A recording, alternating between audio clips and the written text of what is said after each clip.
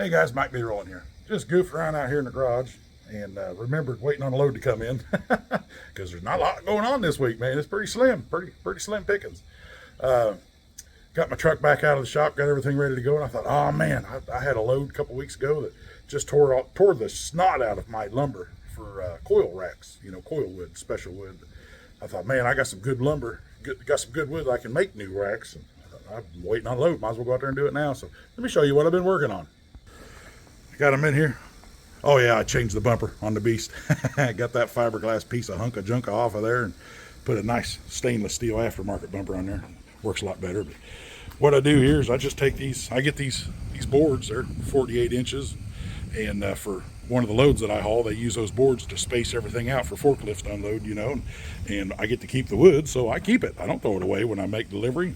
Then I come home and you can see what I got here. It's a little angle piece. I just throw that down there with the scraps, but I just come over here and measure in about 1.5 inches on the top, or 2 inches from the side there, and cut a, you can see it like this, cut a 45-degree angle off of it, and voila, that square board is now a coil board.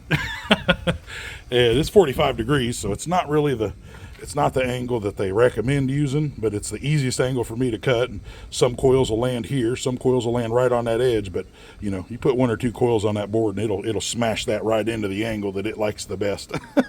So I've been doing it this way for years and it works really good, but I think they want like 22 degrees and start here and cut all the way across the board, and it just, you look at it like this, they want like 22 degrees, and they'll start cutting all the way at the top, and they'll take that whole, like this, and just take that whole face of that board off of there. Well, that drops your coil down to the, your coil sitting 2 inches off the deck, versus the way I do it, that coil's sitting up here or here.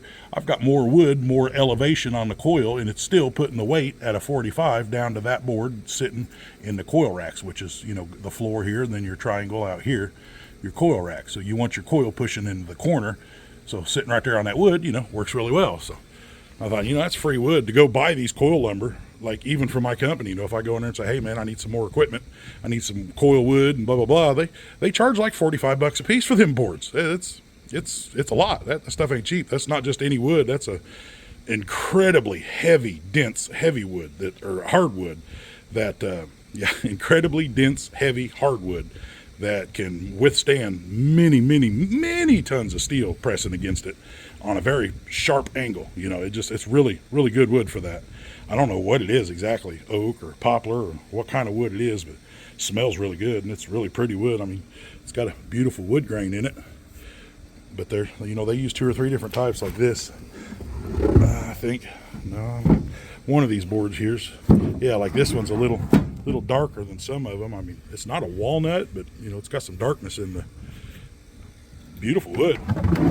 I actually had a friend of the family that wanted to make, he sees how much wood I got, because heck, I got a wood shed that I filled up with some of this stuff that I just bring it home and cut it up, because I get so many of these boards. When we're busy, I'll bring home 25 or 30 of these boards every week, and I just cut them up and throw them in my firewood pile and burn them, and he's like, oh man, I can make wood. He's a woodworker. He's made spoons and all kinds of stuff out of them. But yeah, I gave him a bunch of wood one time, and boy, did I create a monster. Free wood, woohoo. But yeah, that's what we're doing out here today. Just got my, simple little tool, 45 degree, got my speed square out, my pencil, mark a quick line, set my salt 45 degrees, and zing, done, And but yeah, that's one of the ways to save money out here on the road. No need to spend a bunch of money on coil lumber. Just every now and then, these loads you haul with a flatbed, you're going to come across wood. Sit on it, strap it down, deal with it until you get back home, and then cut it up and make it something useful. It's free. Price is right. Anyway, y'all be good. I'll continue on with cleaning up my mess here and get my tools put up. And just thought I'd do a quick video and kind of one of the ways to save some money out here. Y'all be cool on your stool out there. We'll catch you later.